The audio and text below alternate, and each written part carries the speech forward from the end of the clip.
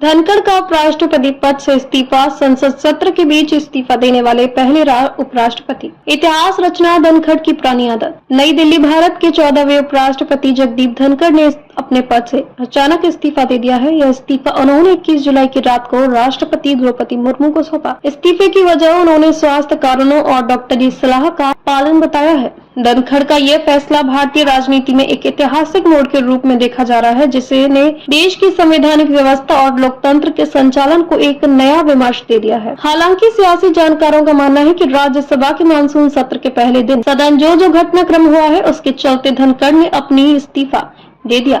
राज्यसभा में जहां पर कांग्रेस के राष्ट्रीय अध्यक्ष खड़गे ने सरकार को पहलगाम अटैक एवं ऑपरेशन सिंदूर पर जमकर घेरा था, जिससे भाजपा के राष्ट्रीय अध्यक्ष जेपी नड्डा ने सदन में यह तक कह दिया कि सदन की कार्रवाई में वो दर्ज होगा जो वे चाहेंगे। इससे लगता है कि उपराष्ट्रपति धनखड़ के संवैधानिक अधिकारों का हनन हुआ है। इसी बात से नाराज होकर धनखड़ ने ये निर्णय लिया है। वहीं दूसरा कारण ये भी माना जा रहा है कि इससे पूर्व सत्र संचालन को लेकर उपराष्ट्रपति धनखड़ ने एक सर्वदलीय बैठक भी बुलाई, जिसका भाजपा के नेताओं ने ही बहिष्कार कर दिया। धनखड़ ने संविधान के अनुच्छेद 67A के तहत अपना त्याग पत्र राष्ट्रपति को भेजा, जिसमें उन्होंने स्पष्ट लिखा है कि डॉक्टरों की सलाह के मद्देनजर ये अब उपराष्ट्रपति पद की जिम्मेदारियां निभाने में असमर्थ है। उन्होंने अपने पत्र में राष्ट्रपति, प्रधानमंत्री, मंत्रिपरिषद और सांसदों का आभार व्यक्त किया और कहा कि इस लोकतंत्र की सेवा करना उनके लिए सम्मान और गर्व की बात रही है। ध्यान देने वाली बात यह है कि इस समय संसद का मानसून सत्र चल रहा है और उपराष्ट्रपति राज्यसभा के सभापति होते हैं। ऐसे में संसद सत्र के दौरान पद छोड़ने वाले वे देश के पहले उपराष्ट्रपति बन गए हैं। साथ ही वह भारत के तीसरे ऐसे उपराष्ट्रपति भी हैं जिन्होंने कार्यकाल पूरा होने से पहले पद से इस्तीफा दे दिया। धनखड़ का कार्यकाल 10 अगस्त 2027 तक था, लेकिन उन्होंने कार्यकाल से लगभग 2 साल पहले ही त्याग पत्र दे दिया। 74 वर्षीय धनखड़ ने पिछले दिनों एक सार्वजनिक कार्यक्रम में कहा था कि अगर ईश्वर की कृपा रही तो वे अगस्त 2027 में रिटायर होंगे। इस बयान के महज 11 दिन बाद उन्होंने इस्तीफा दे दिया। धनखड़ ने 11 अगस्त 2022 को उपराष्ट्रपति पद की शपथ ली थी। उन्होंने उस चुनाव में विपक्ष की उम्मीदवार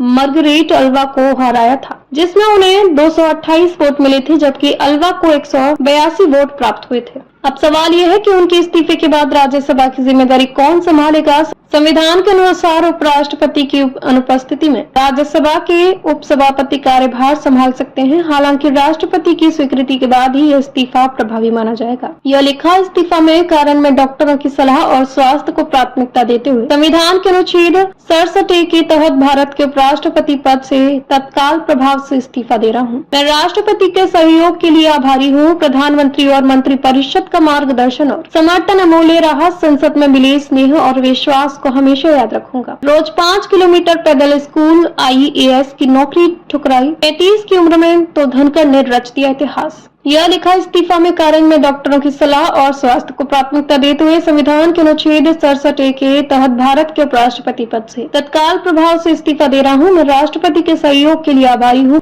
प्रधानमंत्री और मंत्रिपरिषद का मार्गदर्शन और समर्थन अमूल्य रहा। संसद में मिले स्नेह और विश्वास का हमेशा याद रखूंगा। रोज 5 किलोमीटर पैदल स्कूल, IAS की नौकरी ठुकराई। 35 की उम्र में तो धनखड़ ने रच दिया इतिहास। जगदीप धनखड़ अपने बचपन में 5 किलोमीटर पैदल चलकर रोज स्कूल जाया करती थी। उन्होंने सिविल सेवा पास की। वो चाहते तो आसानी से IAS अफसर के तौर पर जिंदगी काट सकते थे। धनखड़ ने वकालत को पेश के रूप में चुना। महज 35 साल की उम्र में Rajasthan high court bar association के सबसे युवा अध्यक्ष बने थे। बेहद कम लोग यह जानते हैं कि जगदीप धनखड़ सिविल परीक्षा पास कर चुके हैं। IAS क्लियर करने के बावजूद उन्होंने कोई पोस्टिंग नहीं ली। उन्होंने वकालत को अपने पेश के रूप में चुना। उन्होंने साल 1989 में राजस्थान बार काउंसिलिंग में नामांकन के बाद राजस्थान हाई कोर्ट और सुप्रीम कोर्ट में वकालत शुरू की। वो 1990 में महज 35 साल की उम्र में Rajasthan high court bar association के सबसे युवा अध्यक्ष बने थे। उसी साल उन्होंने सीनियर एडवोकेट का दर्ज प्राप्त किया। उनकी कानून विशेषज्ञता ने जगदीप धनखड़ को राजस्थान में जाट समुदाय को OBC का दर्जा दिलाने में महत्वपूर्ण भूमिका निभाने में मदद की।